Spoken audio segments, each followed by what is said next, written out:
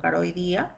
El contenido, bueno, una breve introducción, definición, fisiopatología, diagnóstico, pronóstico, complicaciones, ¿no? Bueno, empezamos definiendo.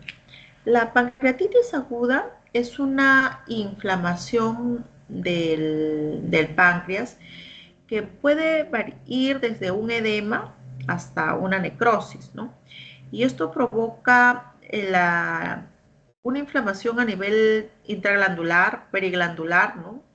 Del páncreas, donde se van a activar enzimas eh, dentro del páncreas y que van a empezar a causar un estado de inflamación de la misma glándula pancreática, ¿no? Por eso es que puede llegar a producir necrosis y el dolor es intenso. Suele ir asociado a una enfermedad sistémica, ¿no? Un síndrome de respuesta inflamatoria sistémica, que en algunos casos puede llegar a falla de órgano, ¿no? Hablamos de falla de órgano cuando afecta corazón, pulmón, riñón, principalmente, ¿no?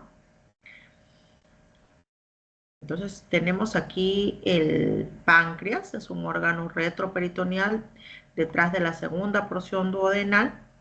Y mire su conexión de la cabeza de páncreas con la vía biliar, ¿no? Lo de verde es la vía biliar, el colédoco, y aquí tenemos el Wirsum que sale, que es el conducto principal del páncreas, y se une con la vía biliar principal, que es el colédoco, ¿no? Arriba el cístico, la vesícula y las vías biliares intrahepáticas.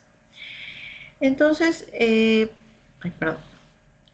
Dentro de la fisiopatología hay una gran variedad de fenómenos complejos, ¿no? Como mencioné. Entonces se van a dar unos cambios bioquímicos que van a activar una serie de enzimas, ¿no? Dentro de ellas tenemos el tripsinógeno y otras enzimas a nivel de los acinos pancreáticos. Eso van a provocar la autodigestión del páncreas, ¿no? Y todo este mecanismo inflamatorio va a desencadenar los factores proinflamatorios, ¿no? Desencadenando el SIRS, el síndrome de respuesta inflamatoria sistémica, ¿no? Entonces tenemos acá la autodigestión pancreática y se liberan una serie de sustancias, como ustedes pueden ver en la figura, tripsina, fosfolipasa A, carboxipeptidasa, quimiotripsina, elastasa, ribonucleasa, ¿no? Desoxirribonucleasa.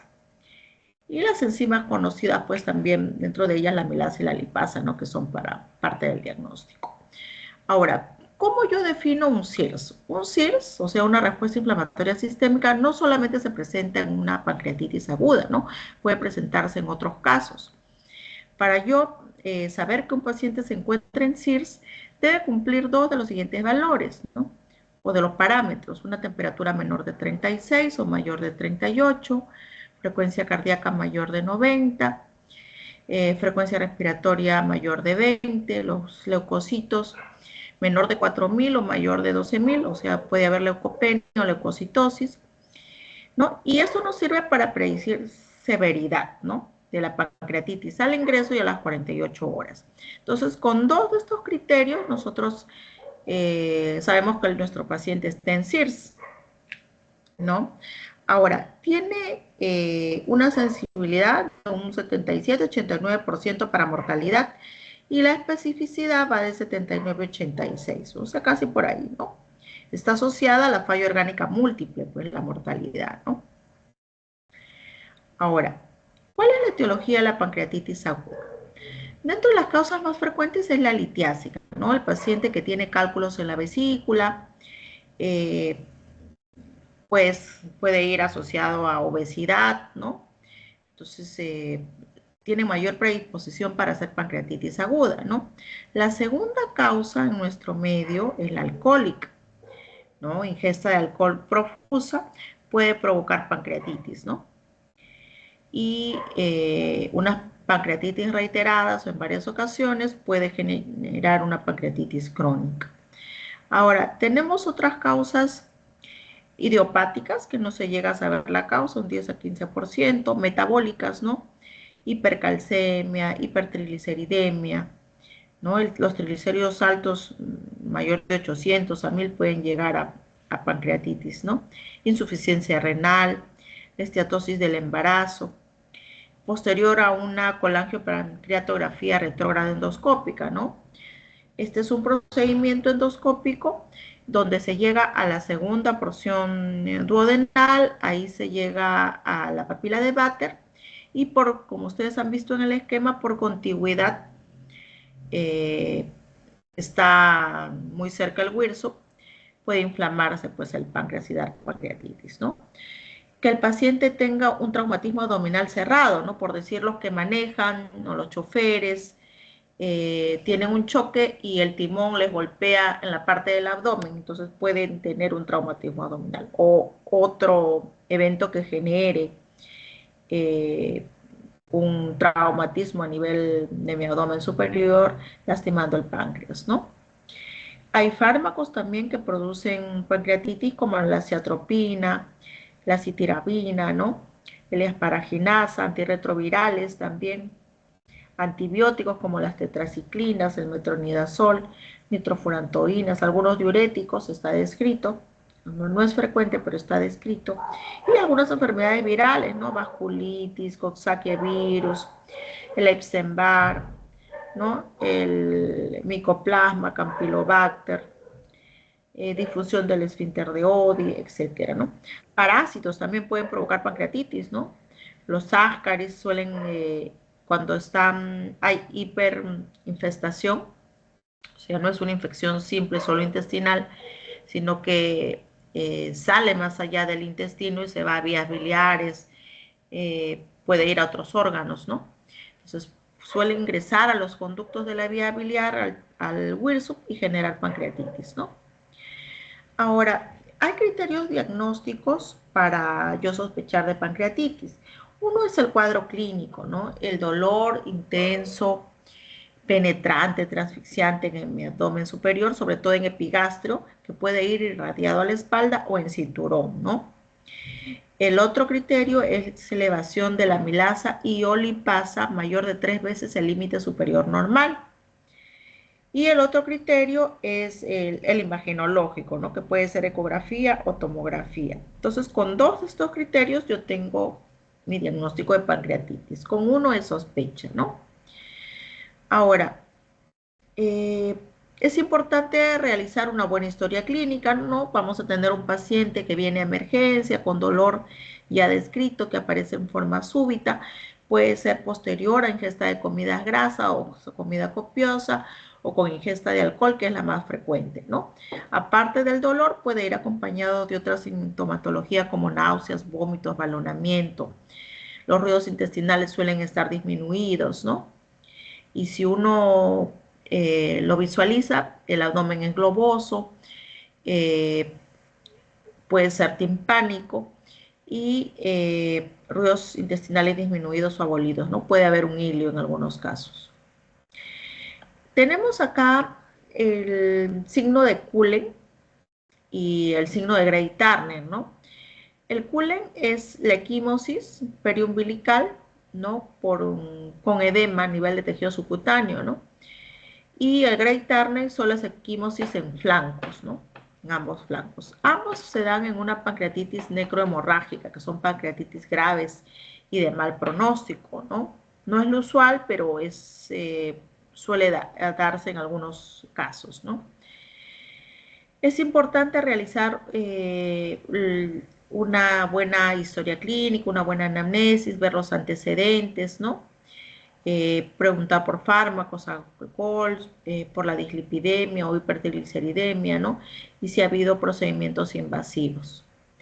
Ahora, dentro del laboratorio vemos hay que solicitar un hemograma, un perfil hepático, para hacer el diagnóstico, la amilazo lipasa, según los días que tenga de dolor el paciente, ¿no? ¿Recuerdan? De repente, no sé si han llevado ya al laboratorio. ¿Han llevado ya? Todavía. Patología clínica. Estamos llevando ahora. Ya. Por decir entre la amilasa y la lipasa, ¿cuál de las enzimas se eleva primero? ¿Cuántos días permanece alta?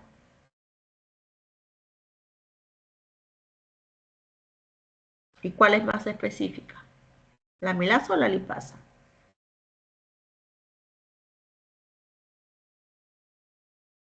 ¿Cuál es más específica?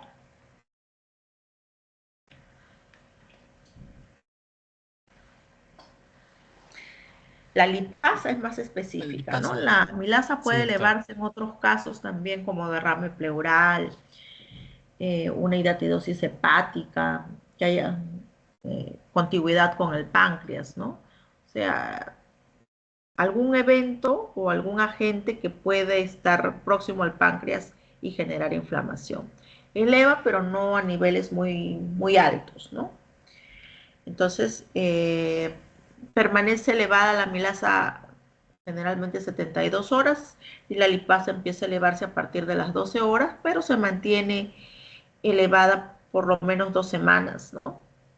Generalmente, o hasta 2 semanas puede elevarse. Se pueden solicitar también otros exámenes para poder definir la severidad, como un análisis de gases arteriales, urea, creatinina, electrolitos, ¿no? Hay el PCR, la reacción en cadena de polimerasa, para ver el, es un factor o un criterio pronóstico de severidad, ¿no? La literatura menciona interleuquina 6 y 8, pero generalmente en la emergencia no disponemos de eso, ¿no? Pero en la literatura, en otras realidades sí lo solicitan. Entonces mencioné que la lipasa es más sensible que la amilasa, ¿no? Y que puede existir la hiperamilasemia en otras causas, ¿no? Parotiditis, isquemia, obstrucción intestinal, derrame pleural, ¿no? Ahora, las guías recomiendan que el paciente con sospecha de pancreatitis se realice una ecografía abdominal, ¿no? Es útil para el diagnóstico, aunque no para pronóstico. Ahora, la tomografía es el método gold estándar para evaluar el páncreas, sobre todo en caso de severidad de pancreatitis, ¿no? Yo puedo diferenciar otras causas de dolor abdominal, que cuando el dolor no es típico, ¿no? Y cuando las enzimas hepáticas no están en criterios diagnósticos, puedo diferenciar de otro cuadro de causa de dolor abdominal, ¿no? Generalmente, si estoy pensando en una pancreatitis severa, se realiza a partir de las 72 horas hasta 96, después de iniciar los síntomas. La resonancia magnética también puede ser adecuado en algunos casos con contraste, ¿no? Tiene ventajas sobre la tomografía con contraste para evaluar el conducto pancreático principal y la presencia de colecciones pancreáticas, que suelen ser complicaciones. Entonces, tenemos la clasificación de Atlanta, perdón, que divide en pancreatitis aguda leve y pancreatitis severa. La pancreatitis aguda leve, no hay ausencia o hay ausencia de falla orgánica, hay ausencia de complicaciones locales, ¿no? En la pancreatitis aguda o moderadamente severa hay complicaciones locales y o falla orgánica, pero que duran menos de 48 horas. Y en la pancreatitis aguda severa, falla orgánica más de 48 horas, ¿no? Entonces, uno de los scores es el score de Marshall, que evalúa, para eso hay que tomar un análisis de gases arteriales, evalúa el patrón respiratorio, renal y cardiovascular. Dentro del respiratorio, la presión arterial de oxígeno sobre la fracción inspiratoria de oxígeno, ¿no? Y da valores. Más de 400 está bien, de 301 a 400 se puede considerar todavía dentro de lo normal o con un descenso a lo normal, ¿no? Leve. Y ya conforme va bajando ya es mayor puntaje, ¿no? Para la severidad. La parte renal evalúa la creatinina, ¿no? Creatinina mayor de 1.4, de 1.4, o menor, perdón, de 1.4, de 1.4 a 1.8 y valores hacia arriba, lo cual indicaría SOEMI a mayor puntaje, ¿no? Y el aspecto cardiovascular mide la presión arterial sistólica, ¿no? Si es mayor de 90, menor de 90, si no responde a fluidos, ¿no? Y eso también le da un puntaje. Más de 3 es una pancreatitis severa, menos de 3 es leve, ¿no? Tenemos los criterios de Ranson usados antiguamente, todavía se usa, pero antes se usaba un poco más, ¿no? Ahora tenemos criterios más cortos. Esto evalúa los parámetros al ingreso y a las 48 horas. Al ingreso, la edad mayor de 55 es un punto, leucocitos mayor de 16.000 es un punto, glicemia mayor de 200 miligramos por decilitro es un punto, el LDH mayor de 350 un punto y la TGO aspartato transaminasa mayor de 250 es un punto. Ahora, a las 48 horas, hematocrito, si hay caída mayor o igual de 10%, un punto. El nitrógeno ureico en sangre, un incremento de 5 miligramos por decilitro, un punto. Calcio en suero, menos de 8 miligramos, un punto. Presión arterial de oxígeno mayor de 60, un punto. El déficit de Basel, mayor de 4 miliequivalentes por litro, un punto. Secuestro de líquidos, más de 6 litros, un punto, ¿no? Entonces, a partir de 3 puntos es severo. Ahora tenemos otro score, el BISAP score, que es más práctico, ¿no? Aquí tenemos el nitrógeno ureico en sangre, miren las siglas, el estado mental, ¿no? Impaired Mental Status, el CIRS, que ya les he explicado qué es el CIRS, la edad y la efusión pleural. Entonces, si este nitrógeno ureico en sangre es mayor de 25, es un punto. Si el estado mental está alterado, para eso se toma la escala de Glasgow, por menos de 15, un punto, ¿no? Evidencia de CIRS sistémica, un punto. La edad mayor de 60, un punto. Y el estudio imagenológico, un punto, ¿no? Entonces, de 0 a 2 puntos, baja mortalidad, y de 3 a 5, mortalidad, ¿no? Entonces, también es un puntaje. Tenemos otra escala que es el Apache 2, que eso se utiliza en UCI, ¿no? Ya toma más parámetros, como pueden ver acá en varias columnas, ¿no? El pH, la oxigenación, la frecuencia cardíaca, respiratoria, ¿no? Va poniendo los parámetros y a partir de 6 o hasta 6 es una pancreatitis leve, más de 6 una pancreatitis severa. Y aquí tenemos el páncreas. Puede evaluarse también la severidad tomográficamente, para eso se utiliza criterios de Baltasar, ¿no? Que son criterios de pancreatitis aguda y de severidad. Por decir, el Baltasar A, que es un páncreas normal, un Baltasar B es un edema difuso, el C hay anomalías o cambios peripancreáticos, el 4 o el D, perdón, es una colección y el 2 o más colecciones, ¿no? Eso habla los criterios de Baltasar, perdón. Ahora, este grado de puntaje tomográfico A, B, C, D, se le va a dar, va a correlacionarse con el puntaje, ¿no? 0, 1, 2, 3, 4. Ahora, si hay necrosis, también se le da un puntaje, ¿no? Necrosis del 0%, 0 puntos, menos del 30, 2 puntos, de 50 a 90, 4 puntos, ¿no? Y mayor de 30 a 50, perdón, 4 puntos y mayor de 50 a 6 puntos. Ahora, ¿cómo trato yo a mi paciente con pancreatitis? Si viene mi paciente con dolor abdominal en epigastrio, radiado a la espalda o el cinturón, entonces estoy con la sospecha de que viene pancreatitis. No todo paciente que viene con dolor abdominal se toma funciones vitales. Si estuviera hipotenso, chocado, pues lo compenso. La terapia se basa en el reposo del páncreas, ¿no? Por eso no se le da de comer al paciente, se hidrata principalmente con cristaloides, lactato de Ringer, ¿no?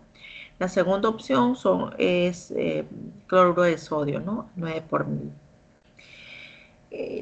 Una hidratación adecuada tiende a mejorar o disminuir la morbilidad, ¿no? Ahora, el volumen que se hidrata va de 250 a 500 mililitros por hora en pacientes jóvenes, ¿no? Durante las primeras 6 a 24 horas. Después de esto ya se disminuye porque si no el paciente puede ocasionar una insuficiencia cardíaca, una sobrecarga hídrica, ¿no? Pacientes adultos mayores hay que tener cuidado de no usar muchos extremos, ¿no? Ahora, el otro punto del tratamiento es la analgesia, ¿no? Calmar el dolor. Entonces se usan los opioides principalmente. Tenemos la petidina, la morfina y ya posteriormente pueden usarse el AINES, ¿no? No es la primera elección, pero también pueden usarse. Entonces, con respecto a la nutrición, que es el otro parámetro, les mencioné reposo gástrico, ¿no? Esto ayuda a desinflamar el páncreas y disminuye el riesgo de sobreinfección por pancreatitis. Entonces, y aquí presentamos las complicaciones de pancreatitis aguda, ¿no? Hay complicaciones locales y sistémicas. Dentro de las locales tenemos las colecciones, el pseudoquiste y la necrosis. Y tenemos colección necrótica aguda, necrosis amurallada, compresión vascular, estenosis biliar por compresión, hemorragia intraperitoneal, sangrado peritoneal y fístula pleuropancreática. Y dentro de los sistémicos tenemos complicaciones pulmonares, cardíacas, hematológicas, renales, metabólicas, ¿no? Eh, Son varias. Entonces aquí se presenta un resumen, ¿no? El paciente que ingresa con dolor, hay que ser muy cuidadoso con el interrogatorio. El paciente queda en NPO, sea nada por vía oral, una hidratación adecuada con cristaloides eh, y una analgesia también adecuada, morfina, petidina, tramal en algunos casos, ¿no? Y si el paciente tiene pancreatitis severa, se puede usar anticoagulantes, ¿no? Para evitar los trombos. Evaluar, siempre controlar al paciente para evaluar si hay infección en algún momento de la evolución del paciente, ¿no? Dentro de las complicaciones tenemos la necrosis amurallada y las colecciones y pseudoquistes, ¿no? Muy bien. ¿Alguna consulta? ¿Alguna duda o algún aporte?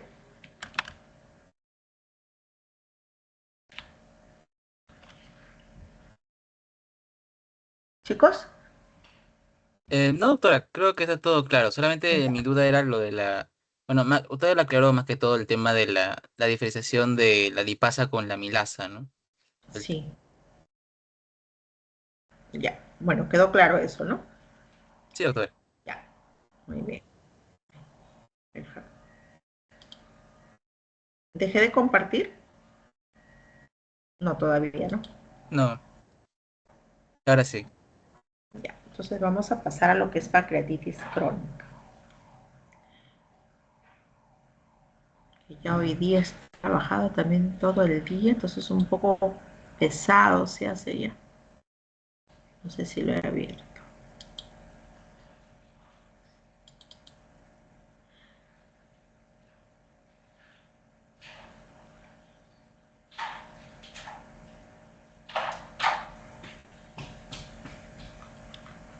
Ay, cuánto es. Ahí es larguito también.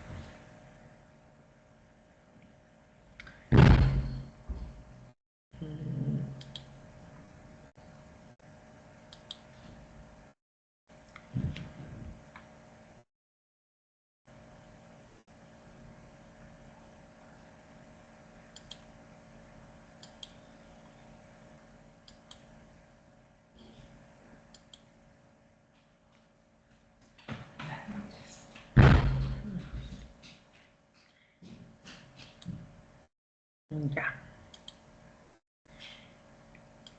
Bueno, el siguiente tema es pancreatitis crónica, ¿no? Entonces, el contenido es definición, etiología, factores de riesgo, diagnóstico, manejo, ¿no? Conclusiones. Definimos una pancreatitis crónica como una enfermedad inflamatoria progresiva y persistente del páncreas. O sea, para llegar a pancreatitis crónica no se define necesariamente por el tiempo, ¿no? No es que pasa un mes y ya una pancreatitis aguda es crónica. No, sino tiene que haber habido varios episodios de pancreatitis, por lo menos dos, ¿no? o una inflamación constante, persistente, para poder llegar a pancreatitis crónica. Pueden haber lesiones anatómicas en la ecografía o en la ecoendoscopía, ¿no? O en la tomografía tengo que definir fibrosis, inflamación, atrofia, ¿no? Y esto puede provocar alteración del tejido exocrino y endocrino. Por tanto, van a haber alteraciones en el funcionamiento del páncreas, ¿no? Con episodios de dolor abdominal. No llega a la intensidad de una pancreatitis aguda, pero sí suele ser persistente, ¿no? El daño es continuo. Ahora, hay factores que pueden predisponer a una pancreatitis crónica. Dentro de los factores está el haber tenido episodios de pancreatitis aguda previos, ¿no? Aquí tenemos el páncreas, un órgano retroperitoneal.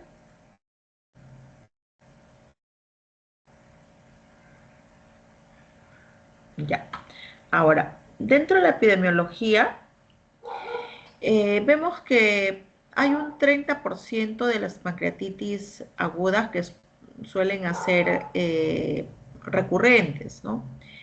Hay un 60% de estos casos de pancreatitis crónica que parten de una pancreatitis aguda y recurrente, ¿no? Entonces, por eso hay que hacer hincapié en el anamnesis, ¿no? Ahora, una persona con pancreatitis crónica puede tener factores de riesgo de diferentes tipos, genéticos, epigenéticos, metabólicos, ambientales, ¿no? Y hay interacciones entre el factor genético también y ambiental, ¿no? Esto va a provocar injuria, ¿no? Y alteraciones y complicaciones anatómicas y funcionales. Dentro de los factores de riesgo que podemos encontrar, algunos de ellos como la dieta, ¿no? El seguimiento pueden modificar el curso, ¿no? Tenemos dos sistemas para definir una pancreatitis crónica. Son acrónimos en realidad, el TIGAR y el MANEI, ¿no? Se usan para ver factores de riesgo de pancreatitis crónica. Dentro del TIGARO tenemos la T es de enfermedad tóxica metabólica, la I es de idiopática, la G es de genética, ¿no? La A es de autoinmune, ¿no? La R es de pancreatitis recurrente y la O es de obstructiva. Tenemos los factores etiológicos. Dentro de las causas tóxico-metabólicas, alcohol, tabaco, hipercalcemia, hipertrigliceridemia, otros fármacos, ¿no? Y hay factores que pueden estar asociados al estrés oxidativo, como que el paciente esté recibiendo una radioterapia, una quimioterapia, ¿no? Causas metabólicas también como la diabetes, ¿no? La obesidad. Y hay factores genéticos. Aquí abajo tenemos los genes, el PRSS1, el SFTR, el SPIN, el CTRS, el CPA1, ¿no? Factores etiológicos y de riesgo. Ahí tenemos la pancreatitis autoinmune, tipo 1, tipo 2, pancreatitis recurrente, causas obstructivas como una alteración, el páncreas divisum, ¿no? Es una alteración anatómica, una estenosis ampular, puede ser por una ampuloma, o sea, una neoplasia, que esté comprimiendo este nivel, ¿no? Cálculos dentro del conducto pancreático principal, ¿no? Estenosis, ya sea por una cirugía previa o congénitas, ¿no? Neoplasias mucinosas y masa pancreática obstructiva, ¿no? Son las causas. Ahora, el otro sistema es el MANEI. El A es de alcohol, la N de nicotina, la N es de factores nutricionales y la otra N, ¿no? Y factores hereditarios, la H, ¿no? Entonces, como vemos, estos scores nos ayudan a poder definir y diagnosticar mejor si estamos ante una pancreatitis crónica o no, ¿no? El diagnóstico se basa en combinación de signos y síntomas, ¿no? Un dolor característico, el paciente se va malnutriendo, o si hay una desnutrición, el antecedente de pancreatitis aguda previa y estudio de imágenes, ¿no? Para poder ver el daño en la arquitectura, la atrofia, etcétera, ¿no? Entonces, estas alteraciones estructurales son importantes, ¿no? Poderlas determinar.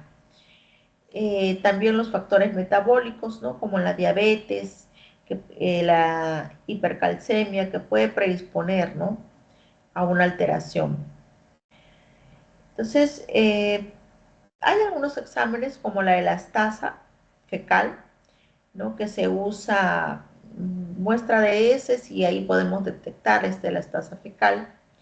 Es importante también ver la característica de las deposiciones de un paciente con pancreatitis crónica, ¿no? Como se altera no solo la parte endocrina, también exocrina, el paciente suele tener diarrea y la deposición que bota es media brillante, ¿no? Y tiende a flotar en el inodoro, lo cual nos haría sospechar que estamos ante una insuficiencia pancreática.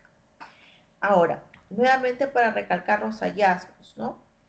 Puede haber en la parte clínica dolor abdominal, insuficiencia pancreática exocrina, déficit nutricional del paciente, sarcopenia, y a nivel de la ecografía o de la ecoendoscopía se ve alteraciones en la vía biliar, estenosis duodenal, colecciones pancreáticas y peripancreáticas, ¿no? Pueden formar fístulas también. La clínica, nuevamente recalcando, dolor abdominal típico, ¿no? En epigastro o en cinturón. El imaginológico, hay alteraciones en los criterios ductales, ¿no? Ya sea una irregularidad en este conducto o cálculos dentro del conducto, ¿no? Y alteración del parénquima también, ¿no? Pueden haber varios focos. Este es otro tipo de clasificación que no voy a entrar a pormenores. Y puede haber calcificaciones en el parénquima, lo cual ya nos indicaría que estamos ante una pancreatitis crónica, ¿no? Y otros signos de litiasis o en los conductos, ¿no? También puede ser materia de estudio. Entonces, en la imagen nosotros podemos evaluar la histología, que si hay fibrosis o no, la prueba de imagen, ¿no? Ya sea tomografía, resonancia, ¿no? Calcificaciones en la nivel de los conductos pancreáticos, ¿no? Eso también es a favor de pancreatitis crónica.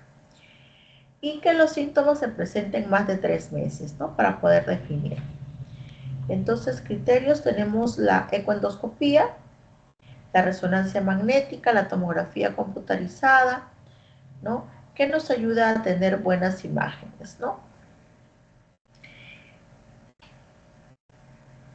Entonces tenemos criterios diagnósticos, nuevamente repitiendo, los factores imagenológicos, la fibrosis, las calcificaciones, ¿no? Y las imágenes respectivas, ¿no? Aquí tenemos una imagen, por decir, de una pancreatitis crónica. Vemos la figura del páncreas con unas manchas hiperdensas, ¿no? Aquí está el examen durante la CEPRE. Si yo hiciera CEPRE en estos pacientes, el Wirsub me va a salir dilatado, ¿no? Y se tienen que tomar exámenes de laboratorio en general, pues hemograma, amilasa, lipasa, perfil hepático y los exámenes de sangre respectivos según necesidad del paciente, ¿no? Ahora, el manejo médico se usan los opioides, también se usan los AINES. El dolor suele ser de menor intensidad que una pancreatitis aguda, ¿no? El efecto secundario, ya. Bueno, obviamente se prohíbe alcohol, se prohíbe comidas grasas, ¿no? Eso es importante. En algunos casos puede llegarse a cirugía, ¿no? Cuando el dolor es muy intenso y no cede. En ese caso se puede ir a bloqueo del plexo celíaco principalmente, ¿no? Se utiliza bupivacaína y se provoca la neurólisis del plexo celíaco, ¿no? Esto es importante. Entonces ahí tenemos los ganglios, ¿no? A nivel de T5, T12 y los inferiores, ¿no? Aquí tenemos otra imagen, la cámara gástrica bien formada, la arteria pancreática dorsal, la vena esplénica, la arteria esplénica, ¿no? Y el plexo celíaco. Y por último, la realización endoscópica, ¿no? Que yo tengo que evaluar las enzimas pancreáticas, la parte nutricional del paciente, las vitaminas liposolubles, ¿no?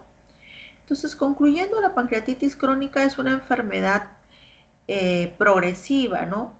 Y que para que se produzcan las alteraciones tiene que haber daño permanente, ¿no? Entonces, también un parénquima heterogéneo suele haber.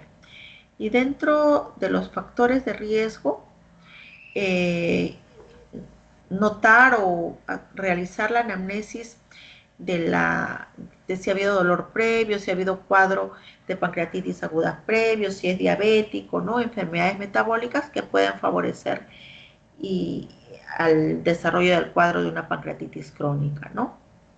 Entonces el manejo es multidisciplinario, como han podido ver. Esta es la bibliografía utilizada.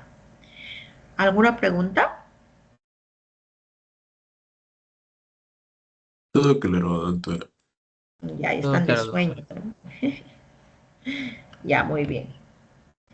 Bueno, entonces quedamos para otra fecha. Esta es última semana, ¿verdad? Quedamos para una fecha. Puede ser jueves o viernes, pero igual ya te confirmo, Matías, por favor. Ya, doctora, no hay problema. ¿Ya? Ya, Sí, muy bien. Buenas noches. listo, doctora, buenas noches. Buenas noches, doctora. Buenas noches.